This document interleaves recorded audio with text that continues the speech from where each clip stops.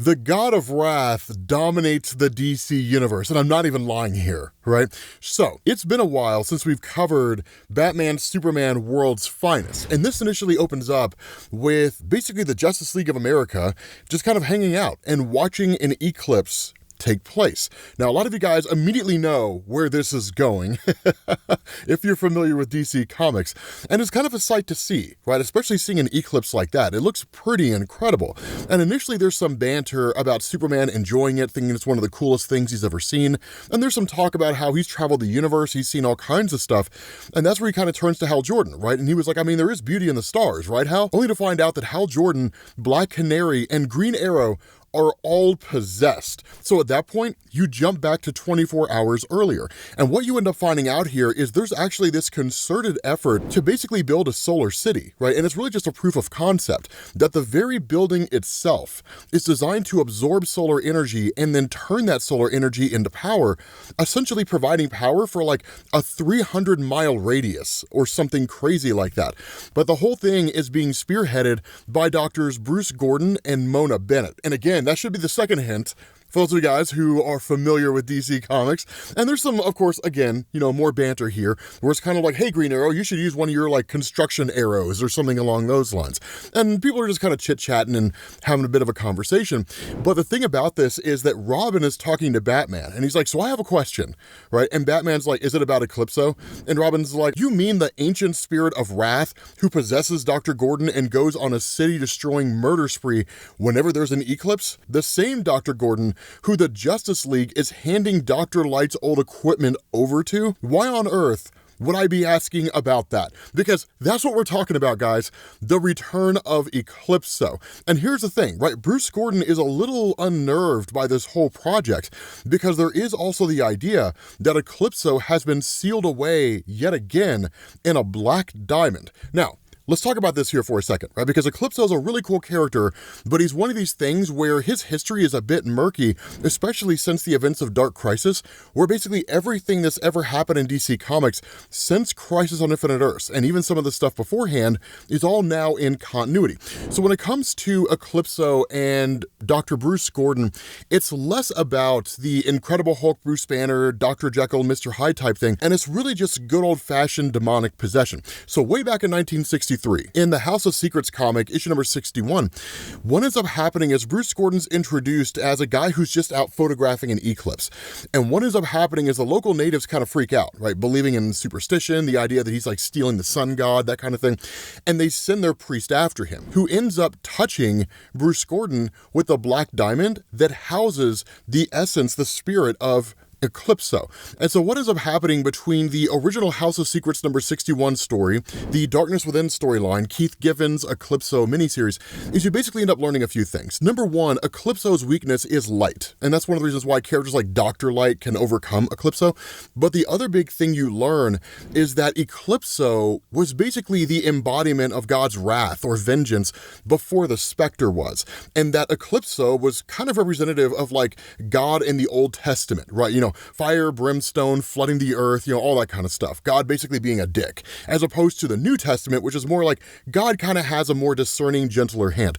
And that was the nature of the Spectre. And so because of the fact that Eclipso was just kind of running amok, that ultimately he was locked away, and then the Spectre took his place. And so that's where you go into the whole Bruce Gordon storyline, where he's touched by the Black Diamond, which is where Eclipso is housed, and then possesses Bruce Gordon. So again, it's one of the things that he's fearful of, right? With this whole eclipse taking place, it's an opportunity for Eclipso to manifest himself. But with Eclipso being locked away in the Black Diamond, a lot of this is kind of like, look, everything's going to be fine, right? Don't worry about it. Now, there is some frustration here on behalf of Bruce Gordon, just because of the fact that once you pick up in the here and now, that the building itself is not charging enough solar energy. It's only running at about 92% as opposed to 100%. So that source of frustration kind of becomes the main purpose of all of this, because what he says is if he'd had a promethium conversion cell, then he would have been able to make all this work in the first place. But the big issue is that that's untested technology. There's no way that it would have worked in the first place at all. But they start digging through all of these old belongings of Dr. Light, and that's when Eclipso manifests. Because keep in mind, even though he's confined within a black crystal, he can still subtly influence Bruce Gordon. And so what he does is he tricks Bruce Gordon into believing that what he's picking up is this promethium cell, only to find out that it's not. It's a crystal of sorts, and as soon as he touches it, Eclipso manifests and takes control of Bruce Gordon. Not only that, with the Black Diamond basically destroyed, Eclipso running free at this point, that's why the other members of the Justice League are possessed, because now Eclipso has free reign. Now, one of the things to understand about Eclipso's motivation is that it's very, very basic and very, very simple. All Eclipso wants to do is incite as much chaos and pandemonium as he possibly can in order to break the wills of all mortal men. And then in turn, they will worship him. And then ideally, he would be able to destroy the Spectre and then possibly even challenge the Presence or just kind of take his place as the embodiment of God's wrath. But with most stories, it's basically this, right? Him trying to incite chaos and craziness, which is exactly what he does. Because at that point, with the Justice League kind of responding as best they can, Batman jumps in where he can, trying to figure out everything and trying to form a plan on the fly. Superman's kind of doing the exact same thing. But that's when Batman realizes Eclipso has to be behind all of this. Superman and most everybody else kind of figures it out pretty fast as well. But that's where Eclipso makes his revelation. He says, I trapped Gordon. The Black Diamond has a golden twin. Once energized, they are linked. All I had to do was leave it for Gordon, and with a little magic, make him believe it was something alluring, something that he needed. And so that's why when he went to go pick up the promethium cell, it was never the promethium cell. It was that diamond, which again is pretty amazing and exactly how Eclipso frees himself. Because what ends up happening is that with Superman and Batman being as capable as they are, right, they're able to not necessarily destroy the other members of the Justice League, but at the very least overcome them in an effective way. Not only that, right, Bruce Gordon, who's now under control of Eclipso, ends up basically building this kind of like solar weapon and just fires this thing off into the Justice League watchtower and obliterates the thing. As that happens, right, Red Tornado just ends up flying back down to Earth, almost like in this Silver Surfer moment, right, when Thanos got the Infinity Gauntlet. And in that moment, ends up traveling to Civic City. Now, those of you guys who are familiar with DC Comics, you know exactly where Civic City is.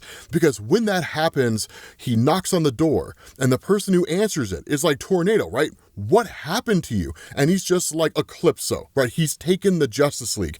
And the response, well, then this sounds like a job for the Justice Society of America. That's right, guys. The JSA is coming to the rescue of the Justice League. And it's one of the coolest things, right? JSA are one of these groups that I think a lot of people know about them, at least non-comic book readers, but they're always kind of fascinated, right? Almost like they're nostalgic for an era of comics that they never read. And so it's really, really cool, right? I love the idea of the JSA, right? I love the Justice Society of America. And so, of course, Eclipso comes crashing back down to Earth with the Justice League essentially defeated.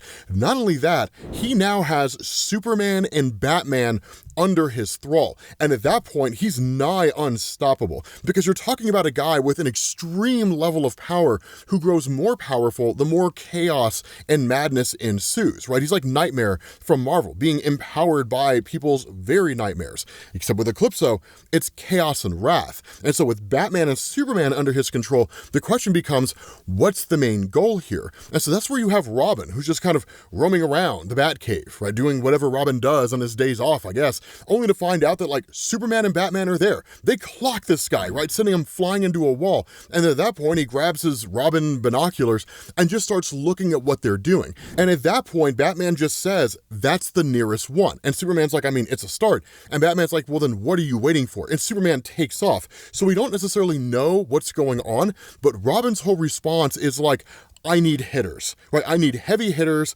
and I need transportation. Not only that, there is a cool kind of explanation that comes by way of Dr. Fate. right, in terms of what's actually happening here. Because you have the JSA gathered around, and Mark Waid is really doing this as a way to kind of explain it to people who aren't necessarily familiar. But Dr. Midnight kind of walks up, right, and it's like, okay, so Tornado is basically healing and resting. Any word on the leak, right? Was anyone killed in the explosion? And the response to Dr. Fate, it seems not, right? The amulet of Naboo is located, most of them in the Sahara Desert. They are, however, trapped inside a giant version of Eclipso's Black Diamond.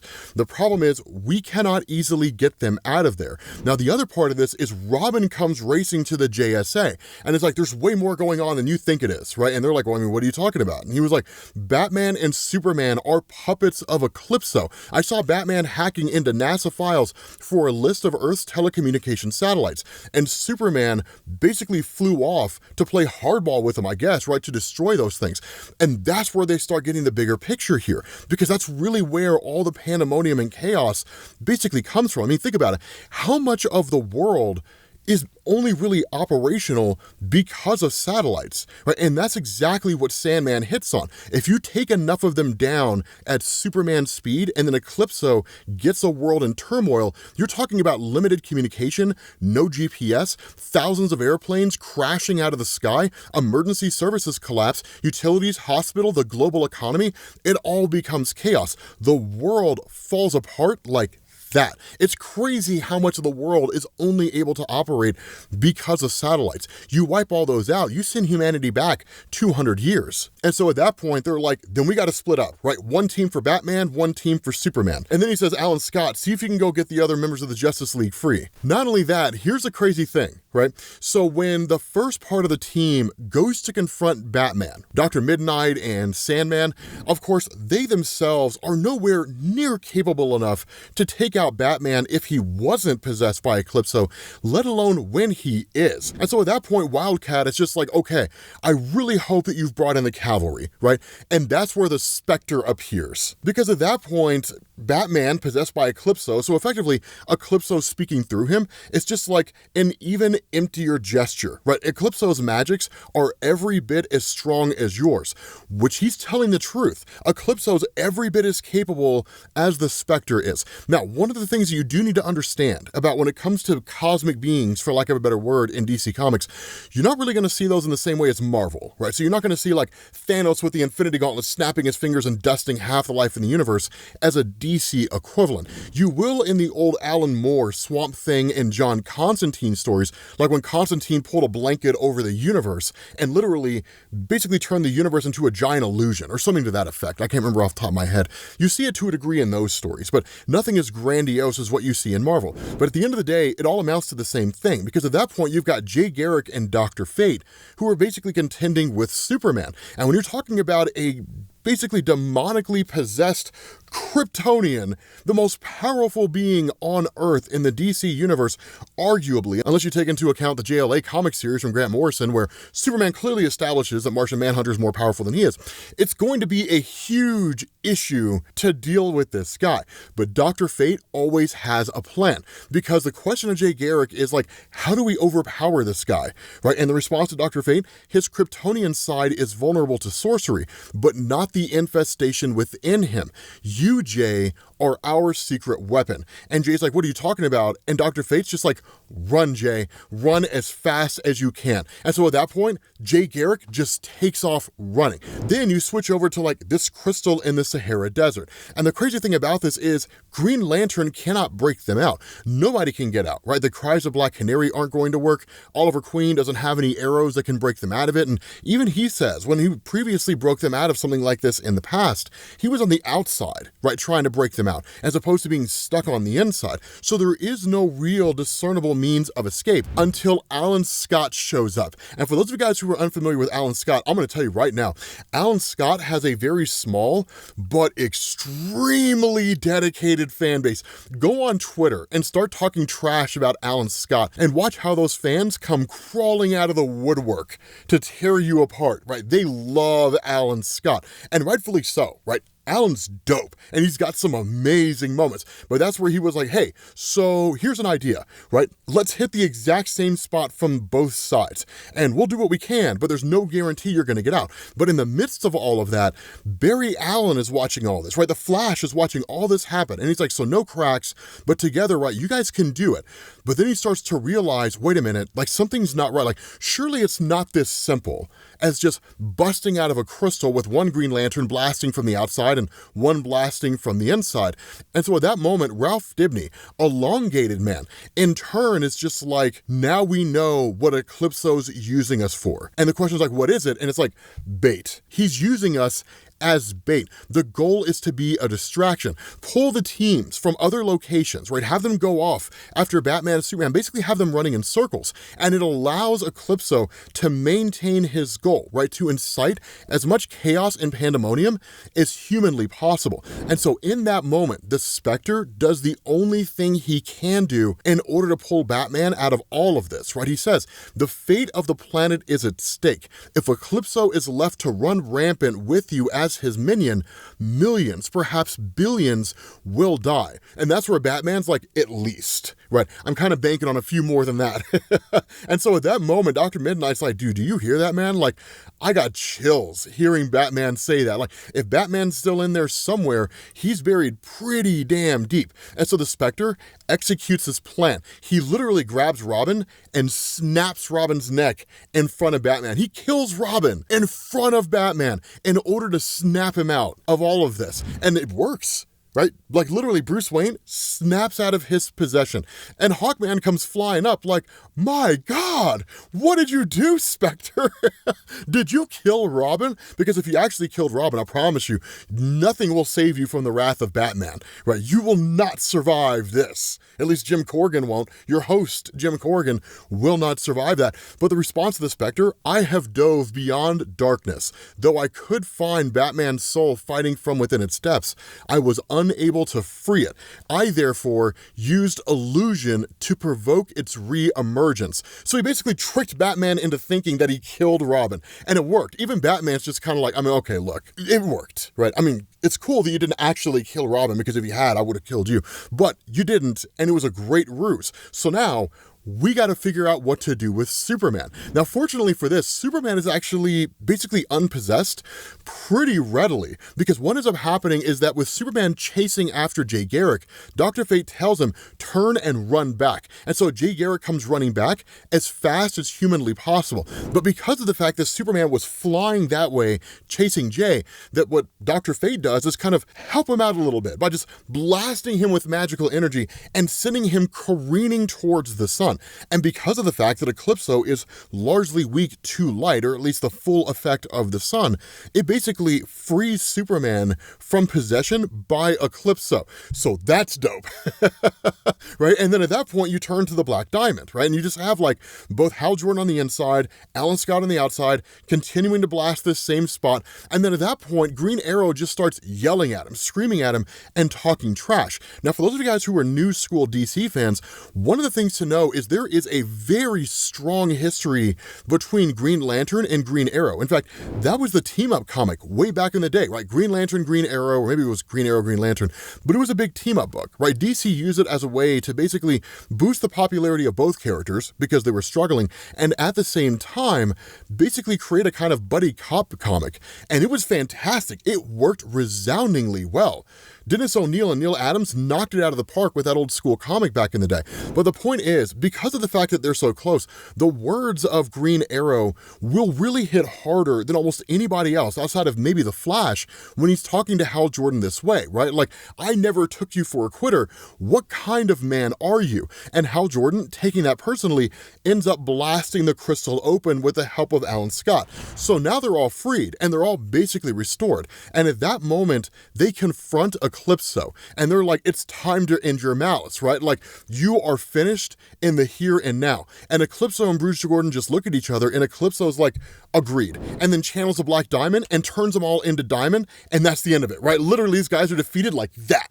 right? Literally, it's nuts. Right? It's crazy how quickly all these guys are beat. And so at that moment, you pick back up with Mona Bennett, who's just kind of sitting there and just looking at the idea that all these superheroes have been turned into literal chunks of diamond by Eclipso. And the question is just like, how in the world did they come out on top of this? Well, fortunately, Robin's there, right? And Batman always has a plan. As you guys know, Batman plans for everything, even the things he couldn't possibly plan for, because there's no conceivable way that he could know that those things are going to happen. He plans for them anyway, because it's Batman, and that's just what he does. And one of the things that had happened is that realizing that all of this involved magical energy, that there's this point where Robin says that he was ordered to hold back. And he says, like you, I watched Eclipso and Dr. Gordon literally change these guys into diamonds. But here's the good news. Batman always has a plan. No one knew for sure what Eclipso might zap them with when they attacked, but Eclipso is a magical guy. So at Batman's suggestion, Dr. Fate gave me his amulet, charged up with some sort of counter magic just in case. Don't ask me, I just work here. And he's like, anyway, cross your fingers. And Robin just like blasts everything with the amulet of Dr. Fate, which brings all the superheroes back. And so at that point, it's like, okay, what do we do? Because with someone like Eclipso, right, when you're talking about what is these guys kind of being frozen for maybe 20 minutes or something like that, Eclipso can do a lot of damage to the world within 20 minutes. And in fact, that's exactly what's been happening. He's been traveling around from location to location, inciting wrath, chaos, and madness. And in fact, when he shows up to one of these locations, he says, humans and their toy bang sticks. This facility allows us maximum access to Earth satellites, but these guards are a bother. And he says, very well, if they want to fight, let them fight one another. And so at this point, it's really just the superheroes doing what they can, where they can, to try to quell all the chaos that Eclipso has created. Chicago, the Republic of Mustan, all these places are just kind of at war. There's people who are going nuts, they're attacking each other, they're attacking cities, they're attacking governments, they're attacking all kinds of things, right? Literally, the world has fallen into a state of madness. But trying to put out so many fires, both literally and metaphorically, is starting to stretch the Justice League and the Justice Society thin. There's only so many places they can be, and only so many things they can quell at one point in time. Even Green Lantern himself is basically powering a generator, right? Hal Jordan and Alan Scott, in order to try to like keep the city of Chicago from just failing and losing power entirely, killing who knows how many people who require any form of medical attention for survival. And so in the midst of all of that, Eclipso in turn starts feeding into the fears and the insecurities of the Justice Society, saying things like, who are you saving this world for, right? These pretenders, these thieves, the imposters who stole our legacy, who exist only to belittle us, to fool everyone into believing our time has passed, that we're doddering old fools, that the Justice Society is a joke, dusty, and irrelevant, while the Justice League is young and vital. And so in essence, Eclipso starts turning the JSA on the Justice League. So now it's not enough that the Justice League has to contend with all this stuff out here. Now they've got to deal with the Justice Society of America attacking them. Not only that, right, Superman is blasted out into space with red solar radiation, so now he's starting to lose his powers, and so it just starts falling apart so incredibly fast. Dr. Fate goes after Batman, Alan Scott is fighting Hal Jordan. The only one not influenced by all of this madness going on here in some form or fashion, whether through direct possession or just trying to overcome those who are possessed, is the Spectre. Because the question's asked, does anyone have eyes on Eclipso? And Spectre says, yes. And he says, the Spectre fears no one, Eclipso. Why do you do this? Why do you torment humankind so? And the response of Eclipso, isn't it obvious, right? To drive them into my arms. The satellites are just the beginning. Soon I'll strip every semblance of civility from your beloved meat chattel. Reduce them to animals. Fight me all you wish. It's pointless because my shadow will continue to sweep this planet, ushering in enough turmoil, enough chaos and disaster that even the strongest among you will bow before me at the slightest invitation. But that's the cool thing about this, because Eclipso is underestimating the Justice Society of America. The JSA has been around for quite some time, and the post-crisis origin of the JSA is that they were superheroes back during the era of World War II. By the time the Justice League came around, the JSA had retired, but the Justice League modeled themselves after everything the JSA had done. And so that's what goes on here, right? Is that at the end of the day, Jay Garrick just kind of comes to, right? Snaps out of this when he's spoken to directly. And he's told by the Flash, no one's trying to replace you, right? You were the first. You and the society paved the way for the League. We don't mock you, we revere you. And you know that. And that brings Jay back, because Jay's just kind of like, look, man, we've been at this for far too long to be insecure. Right? Eclipso could momentarily possess the JSA based on some insecurities, but the reality here is, yeah, right? If it were not for us, your Justice League probably wouldn't exist at all, and if it did, it certainly wouldn't look anything like it does right now. So yeah, we understand the legacy that we've created, and we understand the foundation that we've built. That brings them back, and it allows all the other members of the JSA to basically kind of start waking up, and then at that moment, Batman comes up with a plan, right? Because again, Batman's always planning. And so he says, Dr. Fate, on my signal, get Eclipso here. And the response to Dr. Fate, right, I'm not sure that I can, right? I'm still weak after everything that's happened. But literally, Batman just says, Superman's dying, right? We don't have time for a week. Everything rides on perfect timing. So on my signal, do your damn job. And so at that moment, Batman starts taunting Bruce Gordon, because all these satellites are about to come crashing down to Earth, right? Like Eclipso's about to win and set the world on a collision course with self-destruction. And so Batman says, how pathetic. You're nothing but the puppet of a dark god, Gordon. Even Mona pities you, which Mona Bennett has historically always been his ex-wife. And so Batman says, if you really want to prove yourself, kill me, right? Take your shot. Do your absolute worst. And that's where Robin's like, dude, what are you doing, man? You're asking the guy to kill you? And Batman's like, chill, right? And so in that moment, Bruce Gordon turns around and fires off the black crystal at Batman. And then in turn, Batman's like, Fate, now. And Fate like summons Eclipso, because Eclipso is still attacking Superman. But when that happens, the tips touch, right? The black diamond tips touch to one another. And in that moment, both of these guys are frozen in place. Now the black diamond is technically destroyed, so having the ability to lock Eclipso away seemingly doesn't exist anymore. But Superman, being Superman, once his powers return to normal levels, he comes flying down to Earth, and then he just like restores this black diamond. And when that happens, they lock Eclipso away yet again. Except this time, they take this black diamond and they toss it out over to the sun. So it won't necessarily be enough to destroy the diamond, but it'll be enough that Eclipso just won't be able to escape. And seemingly, he's locked away forever. And so the story kind of comes to an end with Bruce Gordon expressing some remorse and concern over the fact that it's because of him that all this happened in the first place. But a lot of it's just kind of like, Eclipso manipulated you, man. He tricked you, right? So it's not necessarily your fault. And of course, Bruce Wayne is happy to help with regards to whatever restoration work needs to be done for this place, and we'll get Solar City up and running. And then you do get these kind of cool moments between the JSA and the Justice League, right? Where Superman's just like, Red Tornado's already on the mend, right? And anything irreplaceable in the headquarters can be set up to automatically phase shift in an emergency. This just gives us a chance to upgrade everything, right? Which is true, right? Because now Superman gets to go shopping for electronics. And of course, Alan Scott is just like, in the meantime, if you're in need, we've got some room at the Brownstone. Like Wildcat, don't we have a kids table in storage somewhere, right? Because, you know, these young whippersnappers need some place to eat Thanksgiving dinner. But it's kind of just this hilarious banter. It's an amazing story where they kind of go back and forth and back and forth. It really feels like classic DC, right? Mark Waid at his best from back in like 1996, 1997, 1998. It's a phenomenal story, right? So with that being said, guys, we're going to bring this to an end. Hopefully you guys enjoyed this video. If you did, drop a like. Thank you all for watching, and I will catch you all later. Peace.